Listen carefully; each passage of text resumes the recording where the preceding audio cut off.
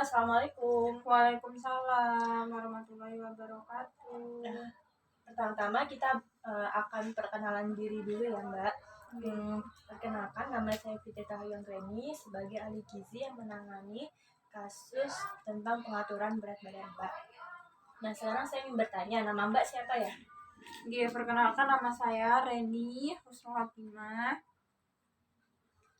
Usia Mbak sekarang berapa? Usia 21 tahun. 21. Aktivitas sekarang, aktivitas sehari-hari? Kuliah. Kuliah, berarti sebagai mahasiswa ya? Iya. Boleh saya nanya, uh, Mbak anak keberapa dalam keluarga Mbak serta saudara, berapa saudara? Saya anak kedua dari 2 saudara. Oke, sebelum memulai konsultasinya hari ini, saya ingin bertanya dulu, berat badan Mbak berapa ya? Berat badan saya sekarang nimbang kemarin 39. 39 kg. Untuk tinggi badannya 155. 155 cm. Nah, setelah saya hitung-hitung menurut EMT, ternyata IMT Mbak hanya 16,9. Nah, itu termasuk dalam kategori kurus. Nah, terus tujuan Mbak datang ke ahli gizi untuk mengkonsultasikan cara penambahan berat badan kan untuk menambah berat badan Mbak. Nah, sekarang boleh Mbak ceritakan pola makan Mbak itu seperti apa? Kalau untuk pola makan sehari itu kadang sekali, kadang 2 kali. 1 hari sekali ya? Itu biasanya sarapan atau tidak? Enggak, kalau pagi nggak pernah sarapan, minum susu toh. Kadang banyak nyemilnya sih, cuman nyemil yang nggak bikin gemuk gitu loh. Oke. Pola makannya 1 hari 1 kali. Terus Jarang makan sayur. Jarang makan sayur juga ya? Jarang makan sayur. Terus saya mau nanya lagi nih, kalau misalnya di keluarga Mbak itu ada riwayat penyakit nggak sih, atau Mbak sekarang sedang menderita penyakit penyerta atau tidak, seperti itu? Nggak ada. Tidak memiliki riwayat penyakit apapun ya? Nggak ada. Kalau untuk pantangan makan gitu ada? Kalau pantangan makan sih sekarang seafood Mbak. Seafood, berarti Mbak alergi makan makanan seafood ya? Pernah muntah? Iya. Oh ya, selanjutnya dari pola makan, saya ingin bertanya mengenai aktivitas fisik Mbak. Biasanya sering berolahraga atau tidak sih Mbak? Jarang banget, sebulan bisa 2 kali. Jarang berolahraga ya? Jarang banget olahraga. Oke. Jarang berolahraga. Oke. Sekarang saya ingin melanjutkan mengenai konsultasi gizi. Sebenarnya kalau dari pola makan, kita itu harus makan teratur, 3 kali makan, 2 kali selingan. Seperti itu. Nah, jangan dilupakan juga sarapan, karena sarapan itu penting banget sarapan itu.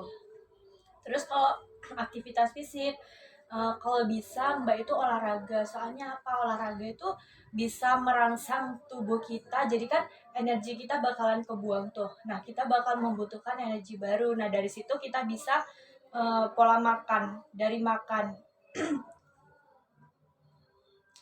Nah, terus habis itu saya sarankan Mbak itu makan makanan yang nggak usah, yang berlemak-lemak nggak usah, karena kan tujuan kita bukan menambah lemak sih, tapi kita itu tujuannya untuk menambah massa otot. Biasanya kalau di umuran kita itu bukan lemak lagi, justru kalau kita menimbun banyak lemak, kita akan merasakan akibatnya di kemudian hari, seperti kayak stroke, aterosklerosis dan sebagainya.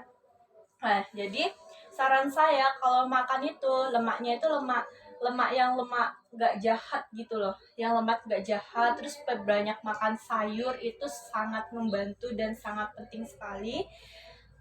Kemudian Mbak juga bisa rajin mengkonsumsi susu, karena susu kan mengandung rendah lemak nih, rendah lemak. Kira-kira susu apa Mbak? Susunya biasanya ya, kalau semua susu sih, tapi yang biasanya kalau orang mengkonsumsi susu itu yang bisa menambah berat badan itu susu denko sih. Susu denko campur pisang tuh ampuh. Terus habis itu saya boleh nanya nggak, susu yang Mbak konsumsi sekarang itu susu apa? Ultramilk. Ultramilk. Sama Indomilk yang bubuk. Dan Indomilk.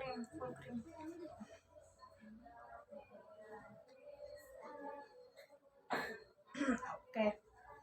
Terus kan sebenarnya masalah pengaturan berat badan ini sangat sangat ini sekali ya, sangat berkorelasi dengan waktu istirahat Mbak.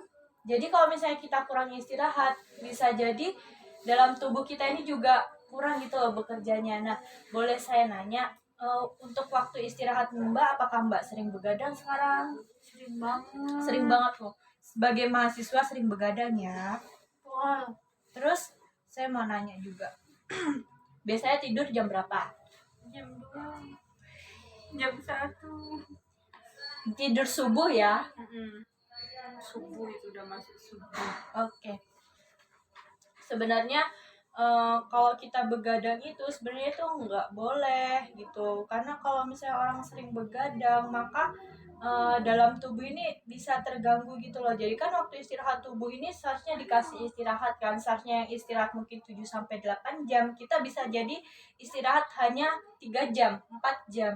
Itu sangat merusak dan mengganggu sistem organ dalam tubuh ya, cara kerja dalam tubuh. Jadi setelah mendengar keluh kesah dari Mbak, nih saya mau nyaranin.